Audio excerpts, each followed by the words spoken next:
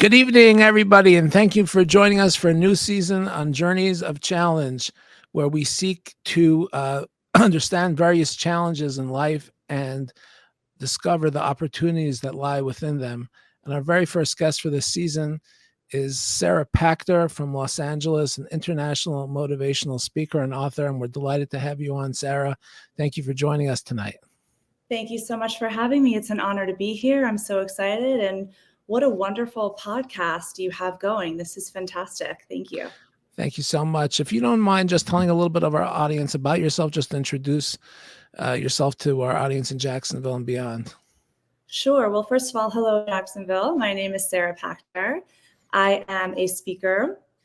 I'm an author. I've been speaking for about 18 years, and I have been writing for about 10. I have 2 published books out. The first is Small Choices, Big Changes. The second is It Ever Enough? And I actually just signed my contract for my 3rd book, so I'm very excited about that. And yeah, I speak on a wide range of topics, and I love what I do, and I'm so excited to be here to speak about marital harmony.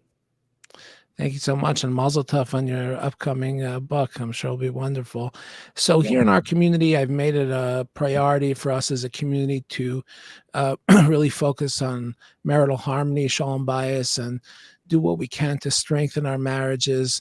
Everybody's marriages need strengthening in one way or another.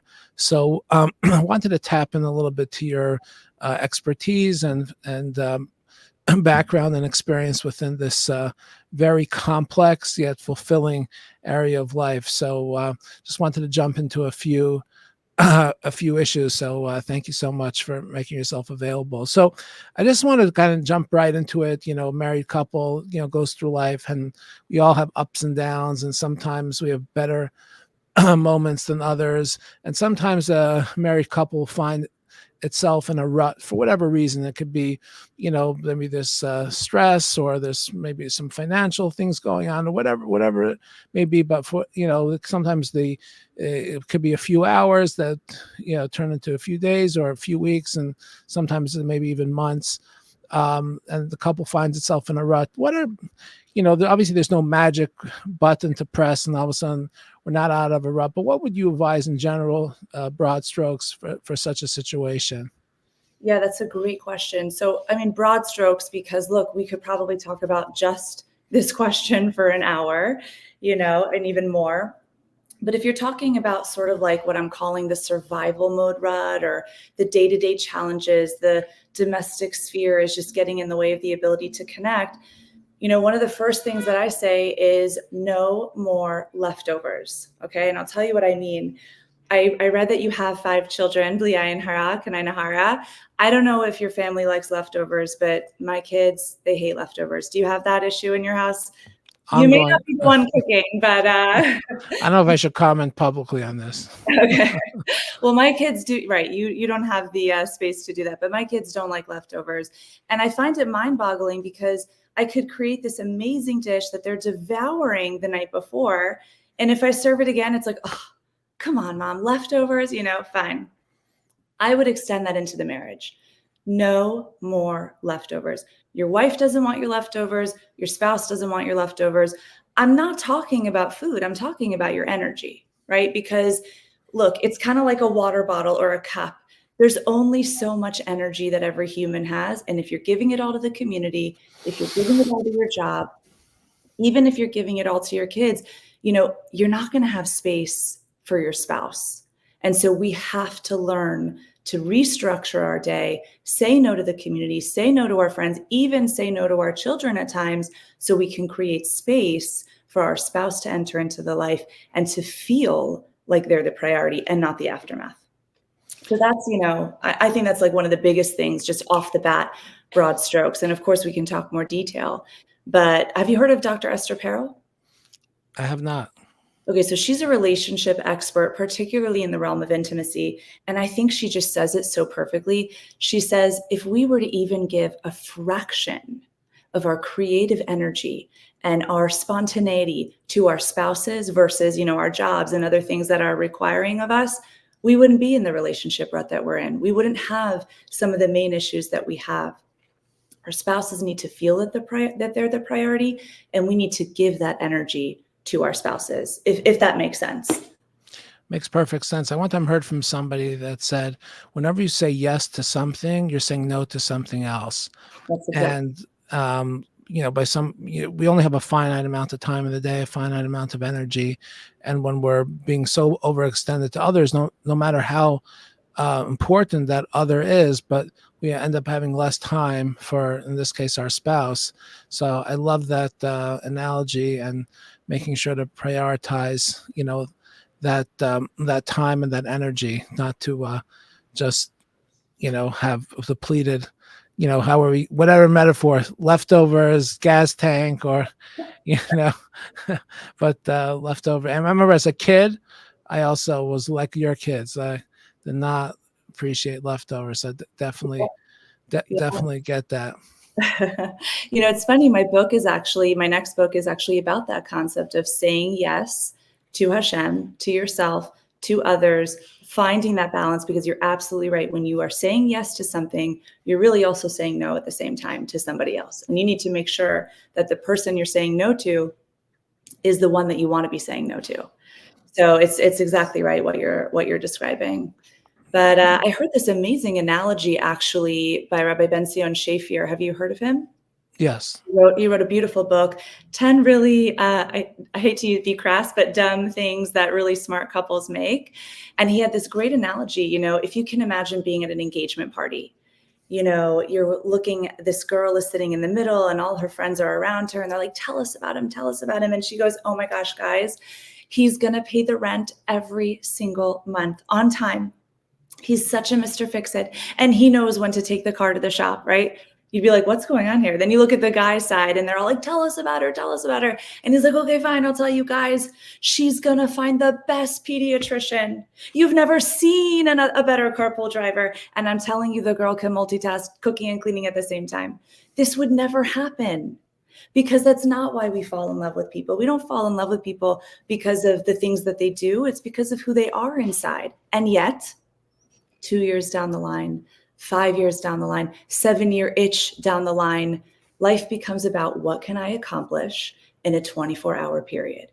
But Judaism values connection over accomplishment. And that's what I think this is about with the learning to say yes and no. It's not about accomplishing, saying yes to the community, saying yes to this.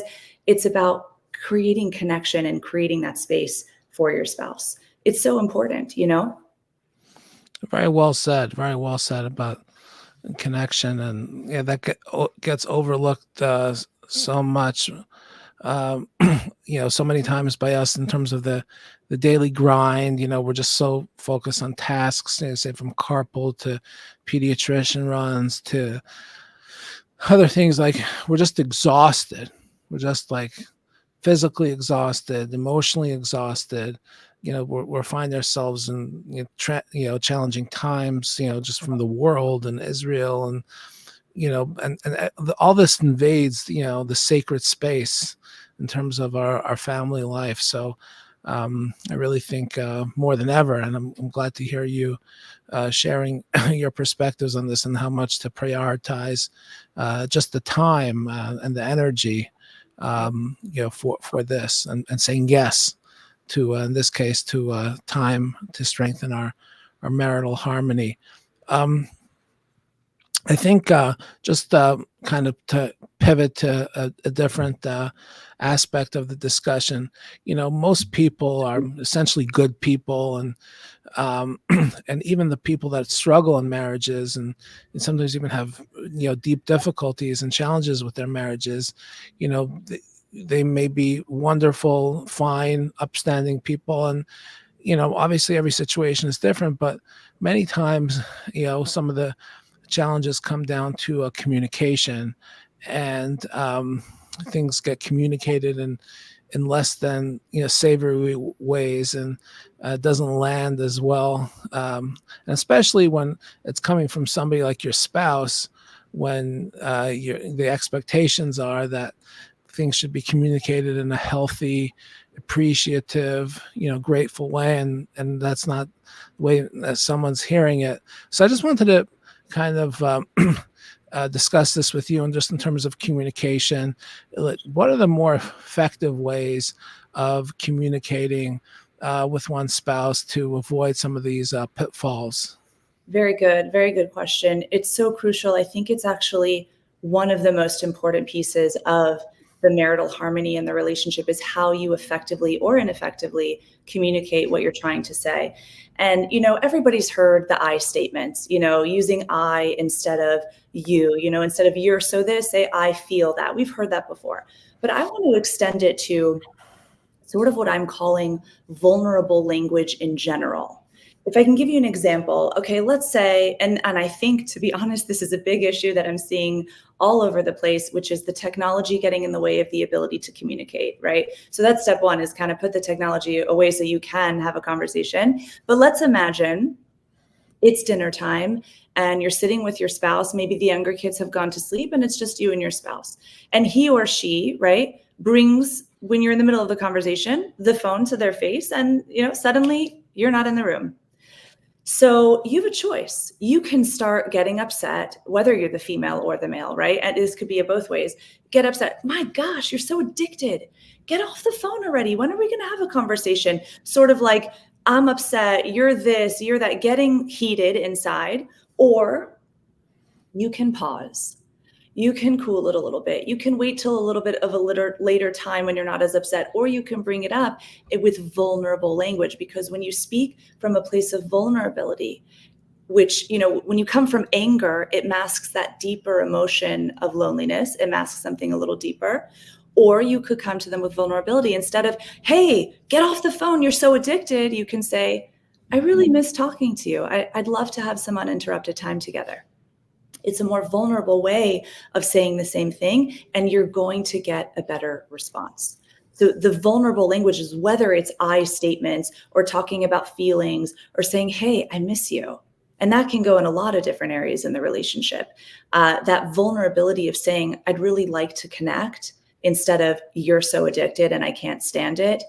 You're going to have a different dance. It's just a little way of changing your dance step. The reaction changes and you have a different dance going on with your spouse. So that's kind of the first thing I would bring up. I don't know if you want any other techniques, but I'll give you a choice. We could do either like stop complaining, and we could talk about how complaining is a terrible way to communicate, or we can talk about, cutting the nagging and cutting the helicoptering and cutting the telling them what to do all the time. What do you prefer? How about the cutting the nagging and cutting, because that's Okay. something I hear people say, Yes. I wish my spouse wouldn't, yeah. Yes. Okay, so let's go deep for a second. That's a great point, and I'm hearing a lot of it too. Like, the women are like thinking, well, how do I get him to do what he said he was going to do? How do I get him to clean the garage? How do I get him to take the car to the shop? I got to nag, like, otherwise he's not going to do it. And the men are like, they've got to stop nagging. I can't handle this anymore. Like, she's such a nag, right? So here's a really interesting, sort of a deep idea on this concept of nagging and helicoptering and hovering. When you think about nagging, right? So that's like the whining and the complaining and the, just getting on their case. It's sort of creates this childlike dynamic. Go with me here for a second. I know you want to kick me out of here, but hang with me for a second.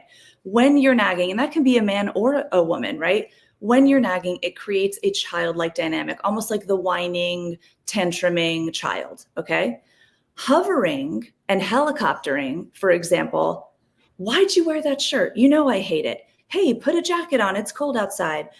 I can't believe you said that in front of Samantha and Tom. Like, that was so weird of you, right? All of those are hovering types of experiences. I'm helicoptering you. I'm on top of you. That creates a maternal instinct. Can you hear me on both of those for a second? We don't want to be married to our parents. We don't want to be married to our children.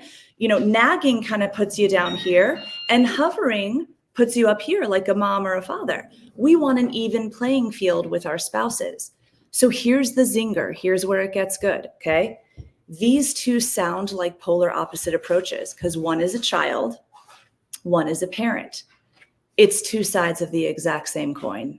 It's the same problem. What's the core problem? Control.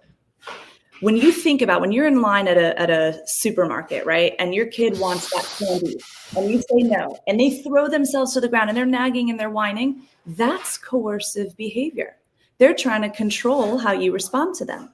And of course, hovering and helicoptering is a form of control. So control destroys connection. If you want to have connection with someone, it could be your spouse, it could be your child, it could be your parent, it could be a friend. Stop trying to control them. That's the premise of pretty much everything. So that's why nagging is so detrimental, because control doesn't work. Control is an illusion. It's not real. We do controlling behaviors to try to, think we're in control, but it's an illusion. And so when you cut the control, whether it's nagging or whether it's hovering, you're going to be in a better space with your spouse. Does that make sense? Yeah, it's very insightful to look at it that way, because the nagging and the hovering really does come from control, as you said, and nobody wants to feel like they're in a relationship where they're being controlled, and it just triggers all sorts of bad reactions. So it's really a great way of putting it. So thank you for succinctly describing it that way. So, but just in terms of in terms of communication, like we're only really, and talk about control as well. We can only ultimately, control ourselves. Even if somebody's married for a long time, as people get older, they realize they have less and less control. Their circles of influence are perhaps not as wide and expansive as they thought. And many times people find themselves kind of, locked into a marriage. When I say locked, I'm using that in a deliberate way, like not in a positive way. And they feel that way because they say, like, my spouse is not going to change. My spouse is not going to change, and I can read all the books and listen to the podcasts, and Sarah Pachter is very insightful and wise and everything, and there's a lot of other wisdom out there and best practices and tips and everything. But or I want to go to marriage counseling, but my spouse doesn't want to come along, and a person can know all the best practices, know all the tips, but it really takes two to tango over here in terms of making the marriage, getting to a better space and improving the marital harmony, the marital paradigm. So what would you advise in such a situation where you have one spouse is just not willing to invest the time, be it therapy or be it, let's have a conversation, even he or she is just unwilling, and one spouse is committed to being married, but at the same time, they don't feel like they have a partner in terms of trying to usher in change. So just wanted to get your insight on that situation. Yeah, it is such a good question. And it's actually such an important question. It's something that I'm hearing, unfortunately, a lot right now. And especially I want to go to therapy, he's not willing, or, vice versa, et cetera. And it's really tough. So I think there's a couple things that I want to say on this. You need to, first of all, evaluate, okay? You need to, first of all, in your own mind, whether or not this person is going to change, whether or not they're willing, you have to first make an evaluation in your mind. If he or she never changes and it stays exactly how it is from his end or her end, starting now, do I want to stay in this? That's really, you can't be on the fence when you're trying to have marital harmony. You need to pick one side or the other, in your mind at least, right? My advice is that if he or she is one of the 3 A's, if he is an addict or she is an addict, an abuser, a continuous adulterer, you have to recognize it's going to be very, very difficult to have a happy marriage. So, but putting the 3 A's on the side, okay, let's say we're dealing with what you're describing, which is, they're just difficult. Maybe they're stubborn. Maybe they're not willing. Maybe they think you're the only problem. Of course, it's always 2 people that need to work together. Then if you've decided I still want to stay in for whatever reason, it could be for the children, it could be because I'm too embarrassed to get divorced, or I can't get divorced, or whatever it is, okay? If you've made the decision, now you need to ask yourself, where does my power lie? Because as we talked about, You don't get to control other people, no matter how good or bad the relationship is. You do get to control yourself, and you do get to control what you can do for yourself. So I have a couple of practical things that you can do. First of all, I do believe that as long as the person you are with is not one of the 3 A's, there's actually a lot that you can do single-handedly to improve the relationship, which we didn't talk about yet, but maybe talking about some of the dance steps that you can change to create a different dynamic. But going up to this part, ask yourself, where does my power lie? And one of the places, no matter how bad the marriage is, that you do have power in is in your self-care, is in your self-love. And it may sound selfish, but you, as Dr. Edith Eger says, she's a Holocaust survivor, Auschwitz survivor, best-selling author. I interviewed her in her home. She says, you are the only person who stays with you until the day you die. Every other person in your life will leave you at some point, which is such a sad reality, but it gives me the chills to think about. It's so true. So self-love is not selfish. It's important, right?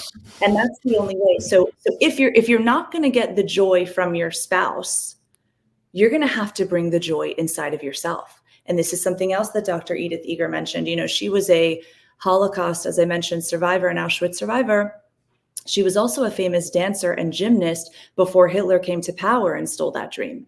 And her trainer once lifted her by the core. She was in a split in the air. And he said to her, Edie, all the ecstasy in your life is going to come from within. And those were the words that got her through Auschwitz. And so we have to recognize it's not my husband, whether you have a good marriage or not, it's not my husband's job to make me happy. It's my job. It's not my wife's job to make me happy. I have to make me happy. If I can give you a quick anecdote, before I got married, so I've been married for 18 years. And before I got married, I had a friend who had been married for about 2-3 years. And she calls me up and she's like, Sarah, you know, it's not like marriage is going to make you less lonely. And you might even be more lonely. And I'm thinking, as I'm talking on the phone, I'm like, half listening, like, okay, she must be in a miserable marriage. Well, guess what? 6 months into my marriage, I was expecting. I was incredibly nauseous. My husband was working all day and then in school at night and learning and all this stuff. And I'm on the couch, nauseous, and literally like trying to quell the nausea by reading a parenting book. Okay. And I started tearing up and I was like, I'm so lonely. This is so hard. I'm so nauseous. And that's when I realized marriage doesn't cure anything. Marriage makes you more of what you are.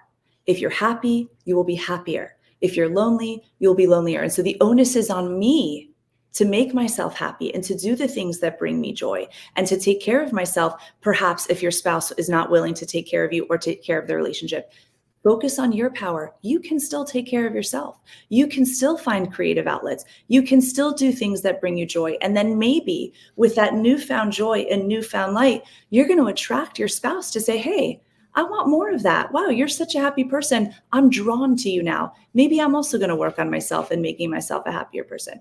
So that's like sort of the light answer that I would give first. I don't know if you want another technique, but we can start with that and you can guide us on our conversation. No, so I want to jump on that for a second because on the one hand, it sounds like depressing to think about like you said, quoted that Holocaust survivor, that you're the only person that that you're with for it's really up to each and every one of us. I think of the famous words of Hillel and Pirkei Avos, if I'm not for myself, you know, who's going to be for me? And also, like in the month of Elul now, we are reading chapter 27 of Tehillim Psalms every day at the end of the morning and evening prayers. And it says this, like, this verse that for years, like, I struggled with it. And recently I've appreciated more. And it comes back to what you're saying. It's like, my father and mother have abandoned me, but God will take me in. And I thought, like, that's depressing. Like, who wants to talk about their parents abandoning them?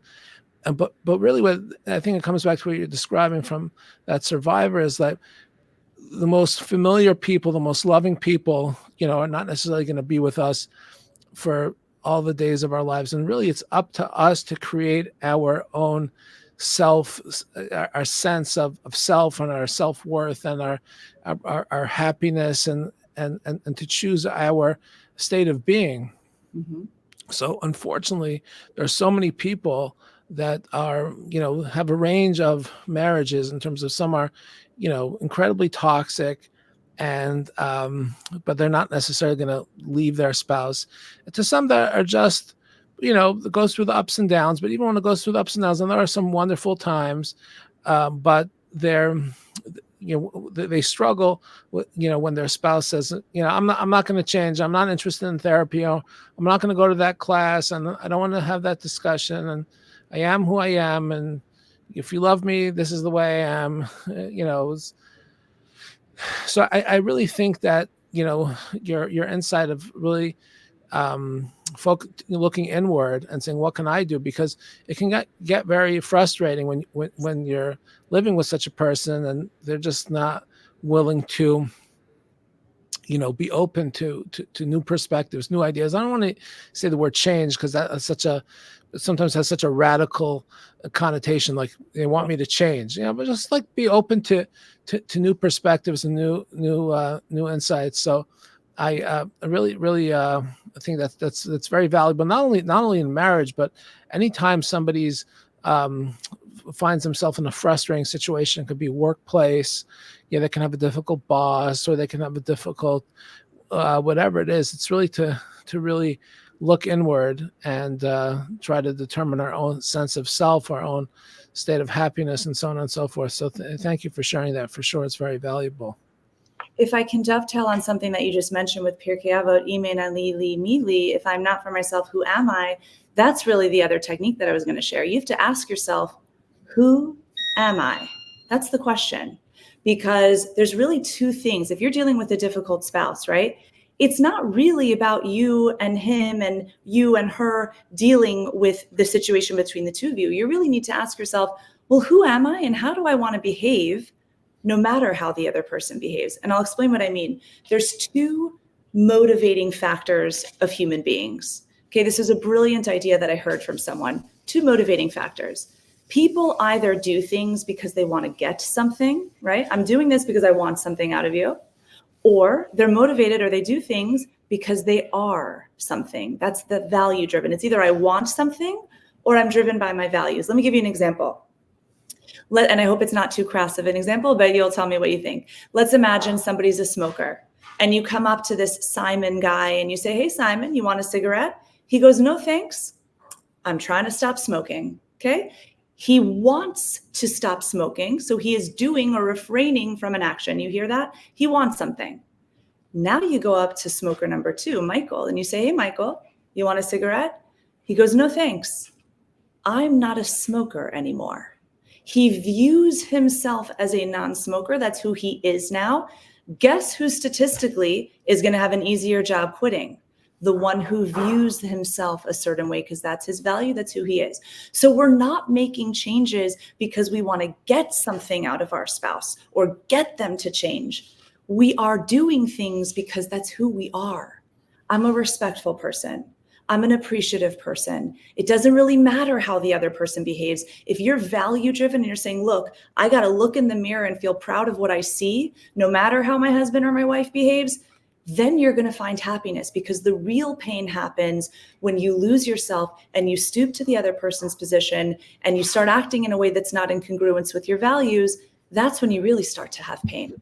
But you can always have pride and you can always find joy if you know that you have behaved in a way that is reflective of HaKadosh Baruch Hu. And that's how we crown Hashem on Rosh Hashanah, to be honest, right? That's that concept. Who are you? Behave who you are, no matter how the other person behaves. And then you have spiritual growth, and then you have happiness growth. And then maybe, just maybe, they'll also change when they see that you've changed your dance steps. All right. Beautiful. Beautifully said. And I don't think the smoking example is too crass, And okay. I know now sometimes in movies they have like warning labels, right? When we were, I don't know exactly how old you are, but we're probably, somewhat the same generation. Yes. They didn't have warning labels of there might be smoking in the movie, Right. now warning search. I was like, warning. There's so many other like inappropriate stuff now but smoking is. But let's not get off topic here. Yes, let's just try to, as we try to wind down the conversation. Sure. as you know, and I'm sure our listeners are finding your comments extremely insightful as I am. Um, just in terms of like best practices, Yeah. to enhance a relationship, and I just want to kind of throw something out there just to kind of get your perspective on it as well. I've said this a number of times to our community, and this is obviously unscientific, Yes. unproven data, but just from my observations, I would say, there's a small percentage of marriages that are really doing well. I would say about 10%, like really, really thriving, really doing well. And then there's another small percentage of marriages that are really doing terribly. They're like toxic and borderline a divorce, or you're really terrible. And then you have like the remaining 80%. I don't get them. Just the large majority, like I describe as kind of hovering in mediocrity. There's going to be good times. There's going to be less good times.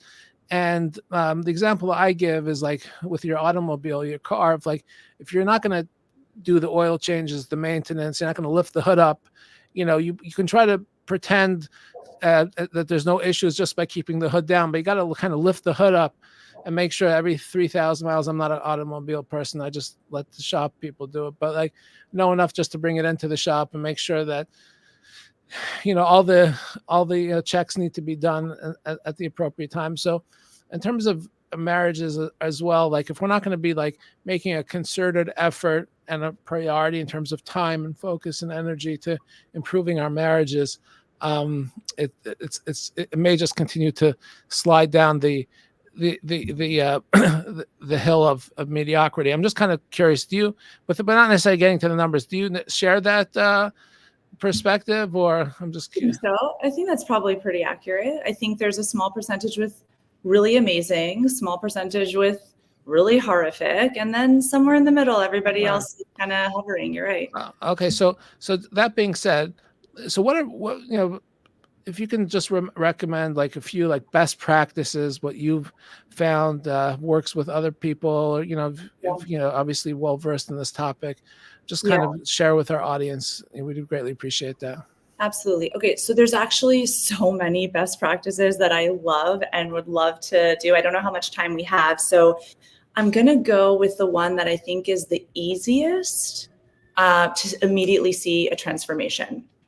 Okay, so men were actually surveyed, and then if we have time, we'll do more because there are so many, but I'll just tell you from my own life and from like the life of people who come to my lectures or my clients. I'm hearing the greatest feedback from this piece. Okay, so listen to this.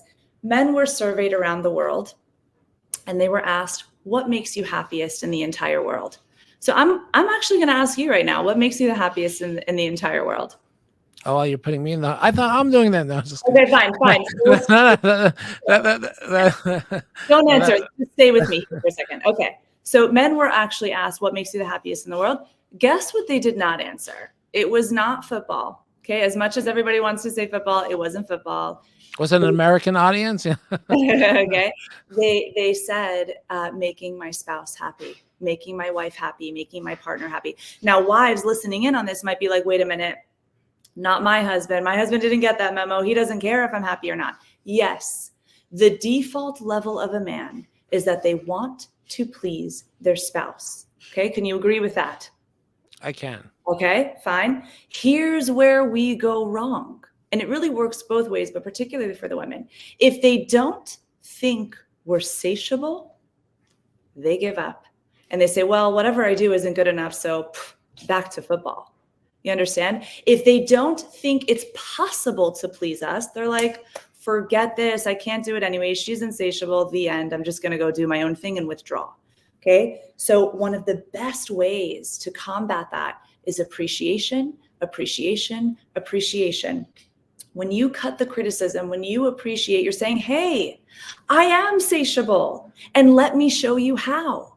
And so and I don't mean to offend men. Some of the men are going to hate me for a second, but just it is general and it can be applied to women. But in general, I'm generalizing here. Men are a little bit in the dark, right? They're in a dark forest. They can't see where to go. When you express appreciation consistently, you're flipping the lights on in the forest. And now they know they have a pathway. They have a pleasure compass. Oh, she likes this, this, this, and this. Let me do more of it. Appreciation is so crucial and critical, and it's the fastest way to see a dynamic change in your relationship. It is so, so powerful. And what it does for you as a person, right, is it the one giving it, whether it's a male or a female, it puts you in a positive mental state. So let me explain what I mean by positive mental state. Do you have any young children that like to sing, maybe 5 or 6 years old? My youngest is right now 14, but yeah, I've had 5 or 6-year-olds. You've had them. So if you have your 5 or 6-year-old and they are singing, I don't know, Twinkle, Twinkle, Little Star. If you're in a good mood, you're like, oh, I love that song. Keep singing, right? You're in a good mood. You want to hear them singing more. But if you're in a bad mood and things are kind of hectic in the house and they're singing that song, you're like, oh, I need a minute. I need a minute from that song. Please stop singing that song. It has nothing to do with the song. The song is neutral. It's about your mental state. So when you thank your spouse, male or female, it puts you in a positive mental state. So when they ask for things like, what's for dinner, going back to our leftover analogy, okay, you then don't answer like, huh, you think I don't make dinner? I make dinner. I don't just serve leftovers, right? You take it for what it is. It's a neutral comment. And now because you're in a positive mental state, you just tell them what's for dinner. Right. And so that's how it kind of changes the dynamic of the relationship. It makes your spouse feel seen. It makes your spouse feel understood. They feel more capable. And this goes for men and women. I think I've heard a quote that the number one complaint in marriage therapy is my spouse doesn't understand what I do for this relationship. They don't see how hard I'm working. Well, why don't they get it on both sides? So here are some just super quick tips that you can start using today. Every day, take a 30-day challenge for the next month. Come back to me and tell me if you see a change. Every single day, thank your spouse in one form or another. And for something specific, not just you're the best, honey, I love you, thank you. Hey, you took out the garbage before it got full. You're so responsible.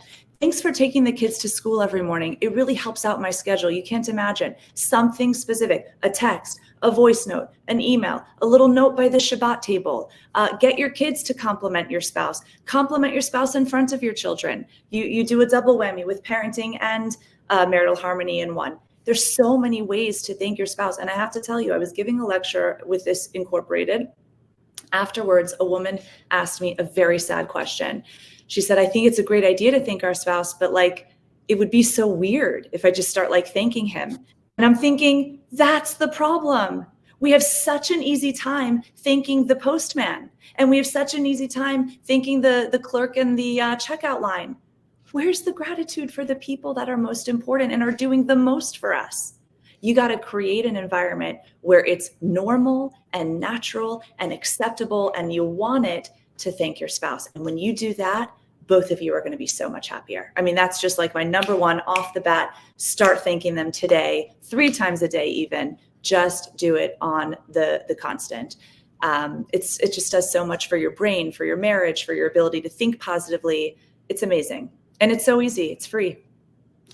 Yeah, very insightful and very well said. It reminds me of this Hasidic teaching that I heard from the Nesiva Shalom, the Slonim Rabbi, and he writes the comments on the verse on Tehillim Psalms. It says, Sur me Rav aseh tov, stop doing bad and then start doing good. So he says famously, if that's the order of that's the order in which we're supposed to prioritize, stop doing bad, potentially somebody can never do good in their life because who has gotten all their skeletons out of the closet. So he famously says the best way to stop doing bad is just by doing good. It's just by doing good. So instead of like, there's so much baggage, people will bring up stuff that happened 5 years ago, and we were Pesach 5 years ago at your parents, and then like we just wanted to leave, and then like you said, let's stay. You know, it's just like so many things add up. And what I find refreshing about your perspective is sharing, like just share goodness, share share gratitude. Like, how do I heard this from a friend of mine recently. A person should go around saying, how can I add value to your life? Whoever it is. How can I, you talk about the postman, add value to the postman, but all the more so the people that we're close to, all the more so our spouses. How can we add value to their lives? And whatever it takes. Everybody has, quote unquote, a different love language, but how to add value and share positivity and gratitude. And that's, I think, really, a best practice. So, I think we're kind of running out of time now. And I feel like I myself learned a lot from your insights and wisdom.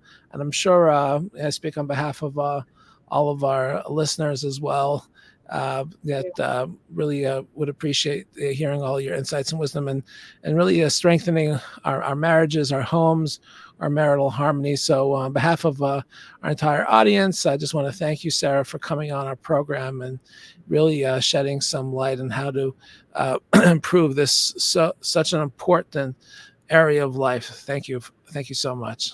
Thank you. It truly is so important. And I thank you for your time and for what you're doing in your community and really worldwide. So thank you. Thank you for having me. Okay, thank you. And I want to wish you, as we're nearing the end of the Jewish year, Lashana Tova, and you and your family be blessed with all the good blessings and peace for the upcoming new year as well. Amen. And to you as well. Amen. Amen. Okay, be well. Take care.